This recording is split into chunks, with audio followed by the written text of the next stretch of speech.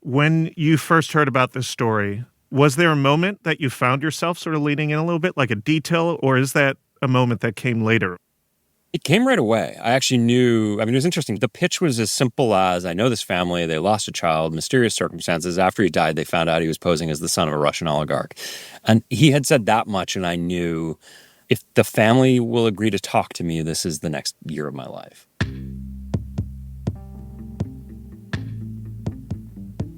I'm Gilbert Cruz. This is the book review from the New York Times, and today we've got Patrick Radden Keefe on the show. Patrick is a writer for The New Yorker. He is also the author of several best-selling nonfiction books, including Say Nothing. That book was number 19 on the Times' 100 Best Books of the 21st Century, and it was also adapted into a limited TV series. His new book, London Falling, is out now.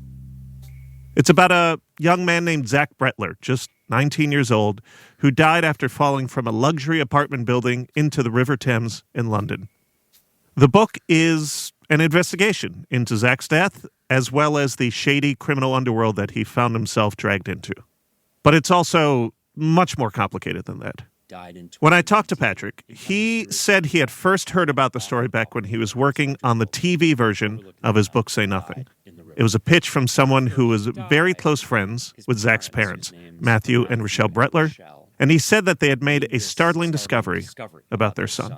They learned that he had been, unbeknownst to them, leading this secret double life in which he had an alter ego, which they had been totally unaware of. And he'd been moving around London pretending, at 18, 19 years old, that he was the son of a Russian oligarch, that his father was a Russian billionaire.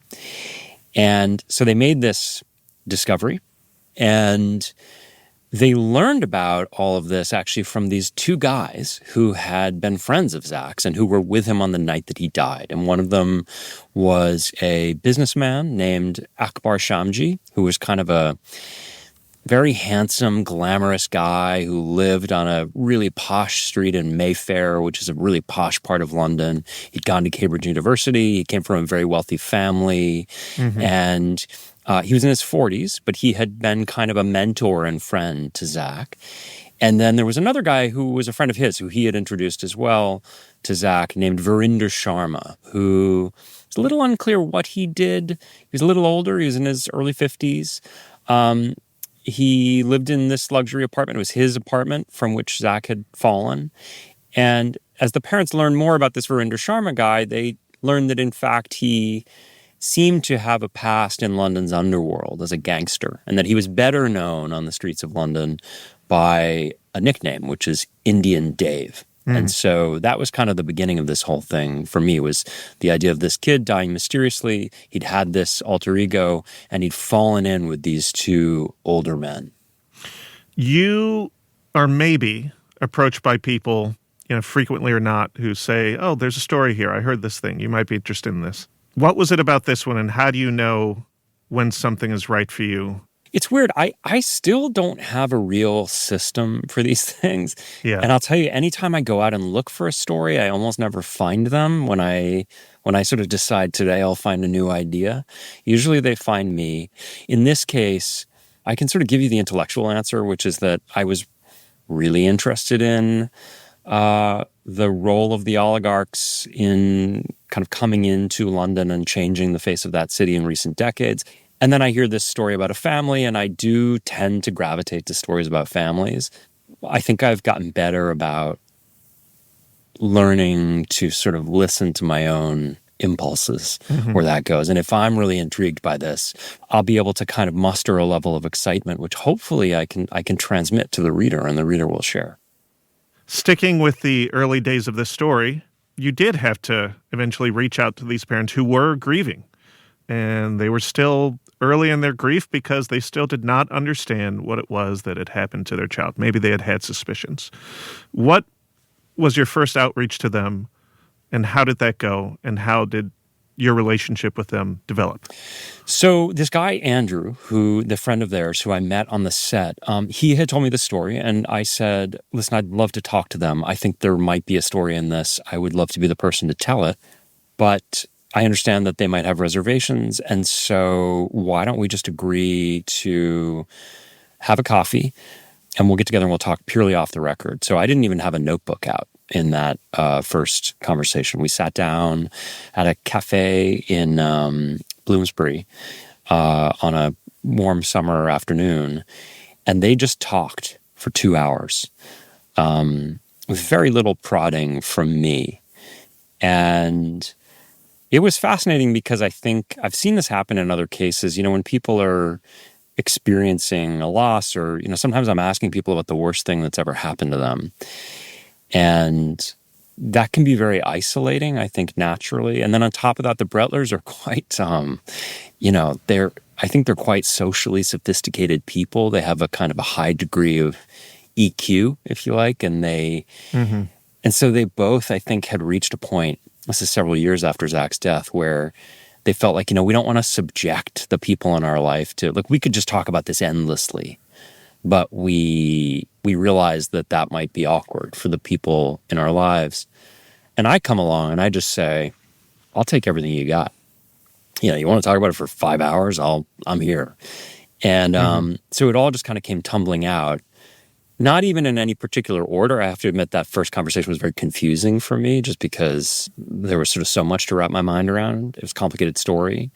And then we met again, maybe a week later, and there were a couple things that it felt important for me to say to them at that point, because I think they had done some diligence on me. They'd looked me up. And, my book, Say Nothing, is about this murder in 1972. And at the end of the book, I say, I figured out who did it. And as a book, it has a kind of unusually satisfying sort of narrative because it's kind of a whodunit. And in the end, I say, I'm going to tell you who done it. But that was a really unusual situation of a sort that I think is unlikely to repeat in my career. And so one thing I wanted to tell them was, don't get into this with me because you think in some unspoken way that this is like a quid pro quo and I'm going to solve the mystery. Because that feels like it would be unfair to you, and in that there's kind of a false promise, and unfair to me in that it just puts way too much pressure on me to deliver something I might not be able to. And then the other thing I said to them was, I don't want to pressure you. I don't want to twist your arm. This is totally up to you. I don't need to write this story. But if you're going to get into it, if you want to do this, if we're all going to hold hands and jump, the one thing I need to insist on is that there's no takebacks. That you can't say yes today and then 2 months from now when I've been working, get cold feet. Can you talk a little bit more about the sort of rare access you had to them? Hundreds of hours of talking with them, texting with them on a very regular basis in a way maybe that you have never had access to primary sources before. What was that like? And as importantly, how did that result in the type of book that you were able to write? It was really something. I mean, I'm often writing about people who are dead or who don't want to talk to me, or in some cases who are threatening to sue me even as I'm writing about them. And in situations where I've had access to people, I haven't had quite the same degree of access as I did here, just in terms of the number of hours logged. And there was another kind of extraordinary thing, which is that the Brettlers, as soon as Zach went missing, so actually before they knew he was dead, when he was just missing, they were having conversations trying to figure out where he was and what was going on. And they were talking to a private investigator and talking to the police and talking to Akbar Shamji and Verinder Sharma. And Matthew Brettler, because he's a particular kind of person, I think because he knew that it was a high pressure moment and he was going to want to be, he's very analytical. He was going to want to be able to sort of study all this stuff afterwards. He started recording everything on his iPhone. So they had this archive of all these conversations they had in the days and weeks after Zach went missing and was ultimately declared dead. And that was extraordinary because I initially had conversations with them in which they told me their memories of these encounters. But then subsequently they gave me the iPhone recordings. And in some cases, the iPhone recordings were quite different from the way they remembered it because their memory was kind of 20/20 hindsight. And that allowed me to write the book in this very, very intimate, kind of close third-person fashion where you're really right there with them. You're kind of in their heads. And so there are things that they kind of in their naivete in the first third of the book believe that turn out not to be true. And I thought rather than tell you everything at the top, I actually want to sort of simulate for you the experience of being them. And some, they meet somebody and they think, oh, here's a trustworthy person who's here to help me, little knowing that the person is lying to them and is going to turn out to be a snake.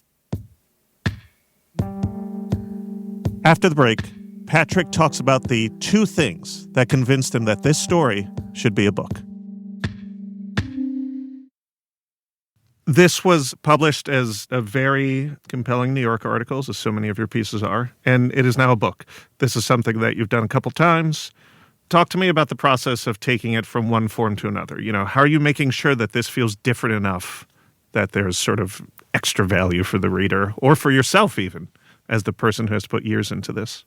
I've been writing for The New Yorker for 20 years, and this is the fourth time that I've done this, and there's really only ever been 4 times where because as people listening will know, famously, New Yorker articles are quite long, and there is, the notion that you would get to the end of a New Yorker article and say, but there's so much more,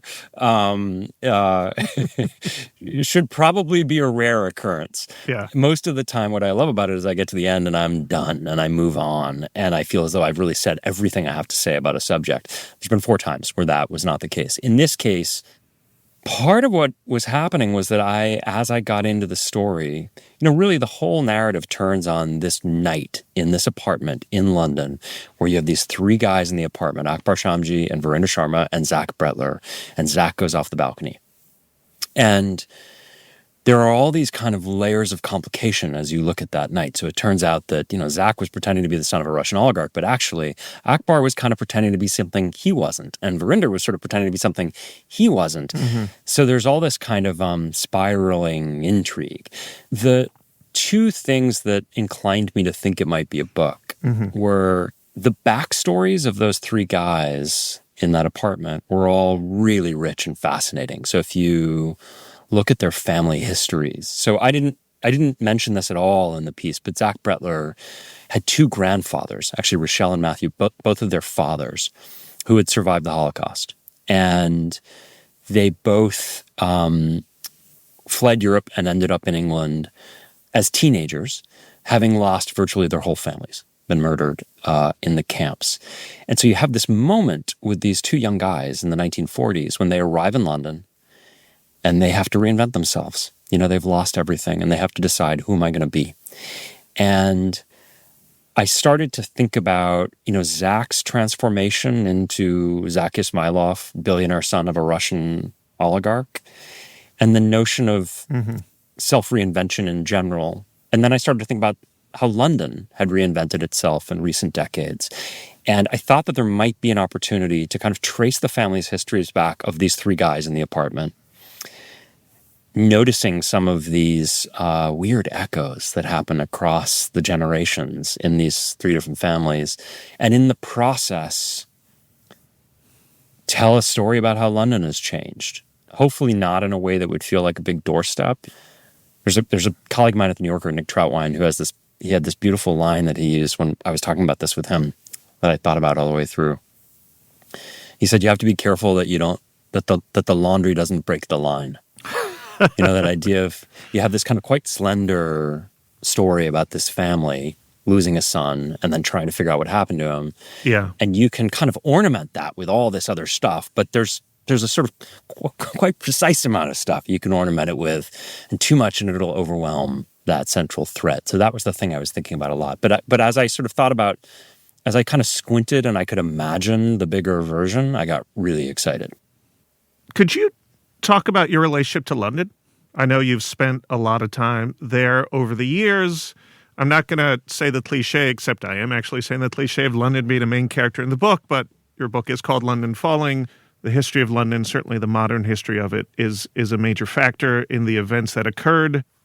What's your relationship to it? I should say, it's funny, the book is probably quite critical of London, but to be clear, I love London. Yeah. My mother's from Australia. My dad's from Boston. My parents met in England. I went to grad school there right out of college. I lived in London in 2000, 2001. Made very dear friends there. And I've gone back, virtually every year since. So I've sort of watched this transition happen over time. I think there are elements of this story that are very, very distinctive to London. Yeah. I don't want to over-inscribe this stuff, and it's done in the book with a pretty light touch. But if you're reading carefully, there are threads having to do with the British Empire and Britain's role in the world. It's a story very much about social class, which is kind of a defining element of British life in a way that I don't think it quite is in the US. So there are aspects of the story that are very, very specific to London. But, having said that, some of what the story is about is the kind of hustle culture, the aspirational culture that we all live in, which is a very American kind of culture as well. I was thinking the same thing. It is. I was thinking this last night, which is that obviously it's a very British story. It's about English people, takes place in London. But the dynamic that you describe, in which a young man is surrounded by wealth, maybe is spending a little too much time on social media, is watching too many Hollywood movies, and believes that he could enter a world and maybe even pass in that world for being someone who is richer and more important than he actually is. There have always been strivers in English society, fakes and whatever, but it does strike me as very American as well in some way, and very capitalist, I guess. Maybe that's the same thing. Completely, yeah. And it's funny because, part of the story that I tell in the book is that, so the Russians come, right, in the 90s and the noughties. But before the Russians, it was the Americans. Like the first big invasion happened in 1987 when Margaret Thatcher deregulates the banking sector. And there's this flood of American bankers who come in, and they're the ones who, are paying lots of money for apartments. They want to send their kids to good schools. They want to drive BMWs. They're into conspicuous consumption in a way that even wealthy people in the UK up to that point really weren't in quite the same fashion. And, Zach Brettler grows up obsessed with American movies about hustlers. Mm-hmm. This is a story in which almost everyone is in a kind of fake it till you make it mode. And it's funny, one of Zach's favorite movies was The Wolf of Wall Street. And I guess there's a way in which we could think of that movie as a cautionary tale. He did not see it as a cautionary tale. I think for him, it was a sort of aspirational thing. When Zach turns 18, he incorporates his own business and he names it after the crooked brokerage firm in The Wolf of Wall Street. So the line between fantasy and reality was a little fuzzy for him. And I think he got kind of drunk on that aspirational culture. I really would love to talk about parenthood a little bit. You're a parent, I'm a parent. One of the threads I was not expecting in this book was the way in which this story made me think about just the very idea of parenthood. What's our responsibility as parents? How much rope should you give your kids in order to chart their own life and make their own mistakes? As a lot of people like to say, they need to make their own mistakes. How much can you even know your kid in the end? I really was just struck by the journey that Rachelle and Matthew had to take, learning not just about the death of their child, but that so much about what they believed they knew about Zach was just completely false. And maybe they did not know their child at all. It really hit me at the end of the whole story. Yeah, it's so hard. I have two adolescent sons who are, it's a similar age gap to Zach and his brother Joe, and they're very competitive with each other. There are all kinds of ways in which I could relate to some of the dilemmas that the Brettlers were dealing with. I also find that, setting aside for a moment the weirdness of this kind of period in history that we're living through, where you had smartphones that kind of come online when Zach is, I don't know, how old would he have been? Kind of 10, 11, 12 years old. And there's a period of time where young kids have pretty unfettered access to phones. They still do, but it's just the phone and its role in sort of shaping the psyche of a young person is its own issue. Mm-hmm. But leaving that aside for a moment, I think even when you or I were growing up, the nature of adolescence, right, is that you need to kind of break away from your parents to some degree. There's some moment as the parent of a child where you see some strange thing that didn't come from you and it didn't come from the other parent, and it's manifesting in the child. And it's unclear. Is this some weird external stimulus that's coming from somewhere else? Is it some sort of throwback recessive gene that's manifesting?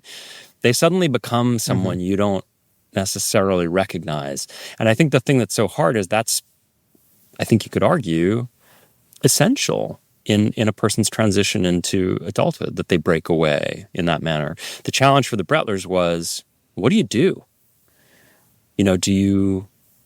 When Zach starts to change and become something that worries them, do you lock him up? Do you try and sort of smother him with control and protect him from all the stuff that's out there? Or do you, is there a danger if you do that you'll drive him away? Yeah. I think part of what has fueled their relentless investigation in the years since Zach died is a feeling of, oh God, what could we have done? They're sort of playing back the tape and trying to find exit ramps that they missed. I was incredibly struck. I've never read Andrew Solomon's Far From the Tree. It's quite a tome. It's worth it. It's an incredible book. It's supposed to be. Yeah. It's supposed to be a great book, classic piece of nonfiction.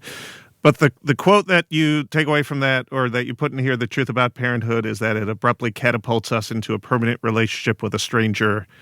Really struck me like a lightning bolt as I was listening to the audiobook of this on a plane last week. I was like, oh my God, is this what is going to happen to me and my 11-year-old? Yeah, and it's sort of figuring out what that should mean. What does that mean day to day, right? And it's also fascinating because the Brettlers both grew up in a different era. They grew up in a time of like pretty laissez-faire parenting. Mm-hmm. And they turned out all right. And then by the time they were parents, I have a little riff in the book about, all the things that parents are expected to do now, but it's the opposite of laissez-faire. Parents are unbelievably involved in the lives of their children as compared to, practically any earlier generation. And yet there's that idea that you use, it's a kind of fantasy to think that you actually have that you can exert real control in terms of how your kid is going to turn out. Yeah. I don't like it. It scares me. Me too. We are going to take a break. And when we come back, Patrick answers some very specific questions about books. And he is also going to talk about the classic novel that he is only just reading for the first time. So the New York Times Book Review for more than a decade has asked authors, new and old, a recurring set of questions about their reading as part of a series that we call By the Book. This is something we've run in print for a very long time. We are now doing it as part of this fantastic show.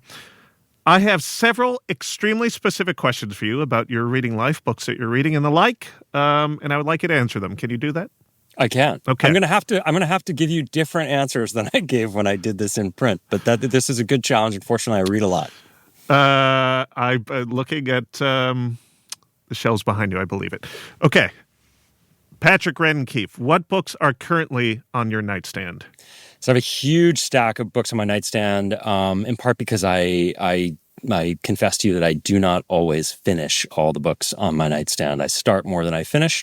I have a book called Season of Fury it's not yet out. It's by Rozina Ali, a former colleague of mine and a friend of mine, about Islamophobia in America, which I'm about to start and I think should be amazing. It actually grows out of work that she's done, some of it in the New York Times.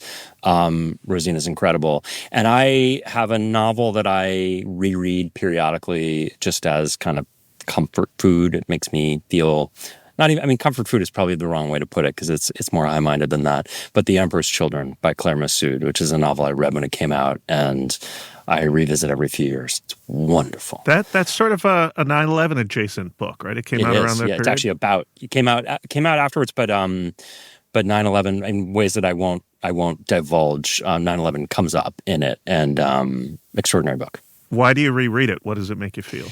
I think it's beautifully written. The characters are wonderful. it has a kind of dramatic inevitability. The gears all sort of, they sort of kick in a way that you don't see coming. But also, it's set in a world, I graduated from college in 1999 in New York and was back in New York again not long after 9/11. It's just set in a world I recognize. I will say there's a kind of strange thing that started to happen to me as I near 50, which is that when I revisit certain works of culture, I find that I relate to different characters than I did before.